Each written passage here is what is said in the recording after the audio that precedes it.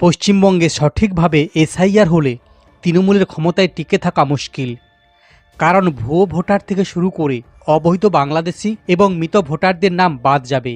এতদিন এই সমস্ত ব্যক্তিদের কাজে লাগিয়েই তৃণমূল একের পর এক নির্বাচনের বৈতরণী পার হয়েছে। তবে এবার এসআইআরের যে সম্ভাবনা প্রকট হচ্ছে তা যদি বাস্তবের রূপ নেয় তাহলে তৃণমূল ক্ষমতায় টিকে থাকা কার্যত অসম্ভব বলে দাবি করেছেন গেরুয়া শিবির। তবে অনেকের মধ্যেই প্রশ্ন যে যদি সত্যি এসআইআর হয় তাহলে পশ্চিমবঙ্গ থেকে কত মানুষ বাদ যাবে। ইতিমধ্যেই দফায় দফায় নির্বাচন কমিশনের পক্ষ থেকে বৈঠক হচ্ছে, যার ফলে এসআইআরের বিজ্ঞপ্তি ঘোষণা নিয়েও সম্ভাবনা ক্রমশ প্রকট হতে শুরু করেছে। আর তার মধ্যেই কত মানুষের নাম বাদ যাবে তা নিয়ে বড় তথ্য পেশ করেছেন রাজ্যের বিরোধী দলনেতা শুভেন্দু অধিকারী। ইতিমধ্যে নির্বাচন কমিশনের পক্ষ থেকে দফায় দফায় বৈঠক করা হচ্ছে, যার ফলে একটা বিষয় স্পষ্ট যে এসআইআর বাংলায় হওয়া শুধুমাত্র সময়ের অপেক্ষা। তবে প্রশ্ন হচ্ছে সঠিকভাবে কি বাংলায় এসআইআর হবে?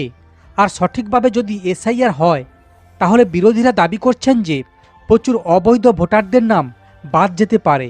আর এই সম্ভাব্য অবৈধ ব্যক্তিদের নাম যদি ভোটার তালিকা থেকে বাদ যায় তাহলে তৃণমূল এতদিন এদের কাজে লাগিয়ে যেভাবে ক্ষমতা দখল করছে সেই দিন শেষ হয়ে আসবে এবং এদের নাম বাদ গেলে তৃণমূলের বিদায় নিশ্চিত হবে এবং বিজেপি ক্ষমতা দখল করবে বলে আশাবাদী পদ্ম শিবিরের নেতারা।